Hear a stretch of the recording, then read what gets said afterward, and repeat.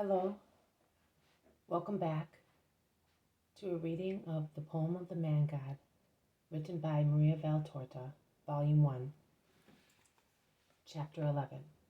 Mary will confide her vow to the spouse God will give her. 3rd September 1944. What a terrible night. It seemed that the demons were raiding the world.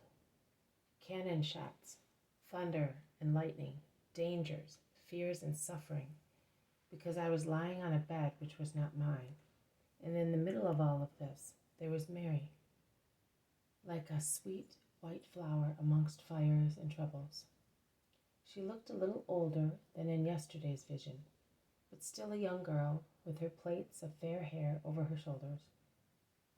Her dress was white, and her smile mild and coy, an intimate smile at the glorious mystery enclosed in her heart. I spent the night comparing her mild appearance with the ferocity of the world, and meditating on her words of yesterday morning, a song of living charity as compared to the ferocious hatred of men. This morning, in the quiet of my room, I saw the following scene. Mary is still in the temple. She is now coming out with other virgins from the inner part of the temple. There must have been a ceremony, because there is a scent of incense in the air of a red sunset. It must be late October, because the sky, already serenely restful, as is usually in clear October days, is bending over the gardens of Jerusalem, where the yellow ochre leaves, about to fall, add gold red spots to the silvery green of the olive trees. The crowd, nay, the host of white-dressed virgins, crosses the rear yard, then climbs the steps, goes through a porch, and enters another square yard, not quite so splendid, without any other door except the one leading into it. It must be the yard allocated to the small dwellings of the virgins assigned to the temple, because each girl moves towards her cell like a little dove to its nest. They look like a flock of doves that separate after gathering together. They are all speaking in low but joyful voices before separating. Mary is silent. Before leaving the other girls, she bids them goodbye affectionately, and then goes to her little room in a corner on the right-hand side. One of the teachers, an elderly lady, but not so old as Anna of Phanuel, joins her. Mary, the high priest wants to see you. Mary looks at her somewhat surprised, but does not ask any question. She only replies, "I will go at once." I do not know whether the large hall which she enters is the house of the high priest, or whether it is part of the dwellings of the women assigned to the temple. I know it is wide and bright, tastefully arranged. In addition to the high priest, a stately man in his robes, there are also Zacharias and Anna of Phanuel. Mary bows down on the threshold and does not enter until the high priest says to her, "Come in, Mary, do not be afraid." Mary looks up again and slowly moves forward, not because she is unwilling, but because of a somewhat unintentional gravity which makes her look more of a woman. Anna smiles at her to encourage her, and Zacharias greets her. "Peace to you, cousin." The high priest observes her very carefully, and then he remarks to Zacharias, "She is obviously of the stock of David and Aaron." "My child, I am aware of your grace and goodness. I know that every day you are growing in grace and knowledge before God and men. I know that the voice of God whispers his sweetest words to your heart. I know that you are the flower of God's temple, and that a third cherub is before the testimony since you were here. And I would like your perfume to continue to rise with the incense every day. But the law says differently. You are no longer a girl, but a woman, and every woman must be a wife in Israel to bear a son to the Lord. You shall follow the commandment of the law. Do not be afraid. Do not blush. I am aware of your royalty. The law that prescribes that each man is to be given a woman of his own stock will protect you. But even if that were not the case, I would do so that your magnificent blood might not be corrupted. Don't you know anyone of your stock, Mary, who might be your husband?" Mary lifts her face full of blushes. Her eyes are shining with tears, which begin to appear, and with a trembling voice she replies, "No, nobody." It is not possible for her to know anyone, because she came here in her childhood, and David's race has been struck too severely and scattered too widely to allow the various branches to gather like foliage around the royal palm, says Zacharias. We shall then leave the choice to God.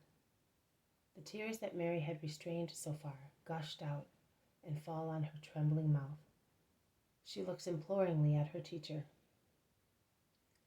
Mary has consecrated herself to the Lord for his glory and for the salvation of Israel. She was but a little girl, just learning to read and write, and she had already made her vow, says Anne, helping her. Is that why you are crying then? Not because you wish to resist the law? Just for that, nothing else. I shall obey you, priest of God. This confirms, then, what I have always been told of you. How long have you been consecrated to the Lord? I have always been, I think. I was not yet in this temple, and I had already given myself to the Lord. But are you not the little one who came 12 years ago and asked me to be allowed to enter? I am. Well then, how can you say that you already belonged to God then? If I look back, I find I was consecrated. I do not remember when I was born. Neither do I remember how I began to love my mother and say to my father, "Father, I am your daughter." But I remember that I gave my heart to God, although I do not know when it started. Perhaps it was with the first kiss that I was able to give, with the first word that I learned to say, with the first step that I took. Yes, I think I find my first recollection of love with my first steady step, my house. Near the house, there was a garden full of flowers, and there was an orchard and some fields, and there was a spring of water at the rear, under the hill, and the water gushed out from a hollow rock that formed a grotto. It was full of long and thin herbs that hung down, forming small green waterfalls everywhere, and they seemed to be weeping because the thin little leaves that seemed an embroidery work had tiny little drops of water on them, and when the drops fell, they tinkled like little bells. Also the spring seemed to be singing, and there were birds on the olive and apple trees above the spring, and white doves used to come and wash in the clear water of the fountain. I was no longer thinking of all that, because I had put all my heart in God, and with the exception of my father and mother, whom I loved in life and in death, every other worldly thing had disappeared from my heart. But you have made me think of it. I must find when I gave myself to God, and the things of my first years came back to my mind. I loved that grotto because I heard a voice sweeter than the song of the water and the warbling of the birds say to me, "Come, my beloved." I loved those herbs covered with tinkling and sparkling diamond drops because I could see in them the sign of my Lord. And I used to say to myself, "O soul of mine, see how great your God is. He who made the cedars of Lebanon for the eagles has also made these little leaves that bend down under the weight of a little mosquito, and he made them for the joy of your eyes and as a protection for your little feet." I loved the silence of pure things, the light breeze, the silvery water, the purity of the doves. I loved the peace that hovered over the little grotto and descended from the apple and olive trees, now full of blossoms, then laden with beautiful fruit. And I do not know. The voice seemed to be saying to me, yes, just to me, "Come, Come, specious olive, come, sweet apple, come, sealed spring, come, my dove. Sweet is the love of a father, sweet the love of a mother, sweet their voices calling me. But this one, oh, in the earthly paradise I think that she, who became guilty, heard it thus, and I do not understand how she could prefer a hiss to this voice of love, how she could desire any other knowledge that was not God. With my lips, which still taste of my mother's milk, but with my heart full of celestial honey, I then said, here I am coming, I am yours. No one will have my body but you, my Lord. Neither will my soul have any other love. And while saying so, it seemed to me that I was saying over again things already said, and that I was fulfilling a rite already fulfilled.